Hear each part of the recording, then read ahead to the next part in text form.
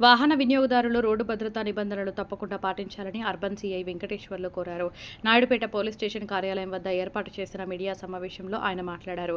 తిరుపతి జిల్లా నాయుడుపేట పట్టణంలోని తిరుపతి జిల్లా ఎస్పీ సుబ్బరాయులు ఆదేశాల మేరకు నాయుడుపేట డీఎస్పీ చెంచుబాబు సూచనల మేరకు ఇటీవల రోడ్డుపై వెళ్తున్న వాహనాలను తనిఖీ చేసినప్పుడు ఎక్కువ శాతం ఆటో డ్రైవర్ల వద్ద లైసెన్స్, ఇన్సూరెన్స్ రికార్డులు లేకుండా తిరుగుతున్న వాహనదారులకు ఎటువంటి లైసెన్స్, ఇన్సూరెన్స్ లేకుండా తిరిగితే జరిమానా వేయబడుతుంది అని, ఇకపై నిబంధనలకు వ్యతిరేకంగా వాహనాలు నడిపే వాహనదారులపై చట్టపరమైన చర్యలు తీసుకుంటామని హెచ్చరికలు జారీ చేశారు. ఇన్సూరెన్స్ లేకుండా తిరుగుతున్నారు. సో వాళ్ళందరికీ ఒక చివరి అవకాశంగా ఈరోజు నేను చెప్తున్నాను.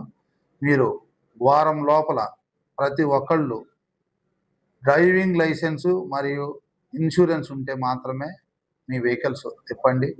లేకపోతే ఏదైనా పొరపాటు జరిగి ఒక యాక్సిడెంట్ జరిగితే అందులో ఎవరైనా బాధితులు ఉంటే వాళ్ళకు తీవ్రమైన నష్టం కలుగుతుంది.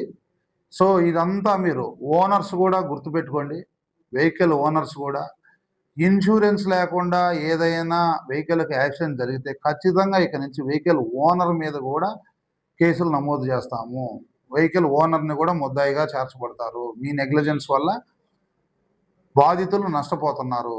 కాబట్టి ప్రతి auto driver, vehicle driver, motor cycle drivers కూడా చెప్తున్నాం, మీరు విధిగా హెల్మెట్ ధరించాలి. లేకపోతే దానికి చట్టం ప్రకారం ఫైన్ వేయడం జరుగుద్ది. రెండోసారి, మూడోసారి కనుక మీరు కనుక చేస్తే ఖచ్చితంగా వెహికల్ సీజ్ చేసి మేము మోటార్ వెహికల్ ఇన్స్పెక్టర్కి పంపించేస్తాము. అలాగే ఇన్సూరెన్స్ కూడా మీరు రెండోసారి, మూడోసారి అఫెన్స్ కనుక చేస్తే ఇన్సూరెన్స్ లేకుండా మీ వెహికల్ని అంతే నిర్లక్ష్యంతో నడిపితే అవసరమైతే మీ వెహికల్ సీజ్ చేసి మీ ఇన్సూరెన్స్ మీరు కట్టేదాకా కూడా వాటిని సీజ్ చేయడం జరుగుతుంది. కాబట్టి ప్రజలు కూడా మీరు ఆటో ఎక్కేటప్పుడు కిక్కిరిసి దయచేసి ఎక్కద్దు. అది చాలా మితిమీరి ఆటోల్లో ఎక్కువ జనాభా ప్రయాణించడం కూడా చాలా ప్రమాదకరం. కాబట్టి ప్రజలు కూడా దీని పట్ల అవగాహన పెంచుకొని పరిమితికి మించి ఎవరు ఏ ఆటో ఎక్కద్దు.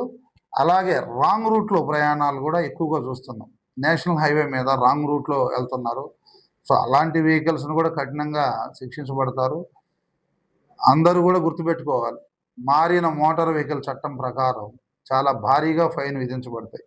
సో మీరు బ్రతకడానికి సంపాదించుకునే డబ్బులంతా మళ్ళీ ఫైన్ కట్టడానికి సరిపోతాయి. కాబట్టి ఈ వారం లోపల మీరు ఇన్సూరెన్స్లు కట్టుకొని అలాగే జాగ్రత్తగా వాహనాలు నడుపుకోవాల్సిందిగా కూడా ఈ వారం తర్వాత కఠినంగా కూడా వ్యవహరిస్తాం. ఎందుకంటే దీనివల్ల బాధితుడికి తీరని నష్టం జరుగుతుంది. కాబట్టి మీరు కూడా అర్థం చేసుకొని మీ బాధ్యతగా మీరు అన్ని లైసెన్సు మరియు ఇన్సూరెన్స్ ఖచ్చితంగా ఉండేటట్లుగా చూసుకోవాలి. మోటార్ బైకర్స్ కూడా అలాగే నేషనల్ హైవే మీద పోయేవాళ్ళు చాలామంది కూడా మరణాల పాలవుతున్నారు హెల్మెట్ లేకపోవటం వల్ల. ఖచ్చితంగా మీరు హెల్మెట్ ధరించే రోడ్ల మీద ప్రయాణించాల్సిందిగా మా విజ్ఞప్తి.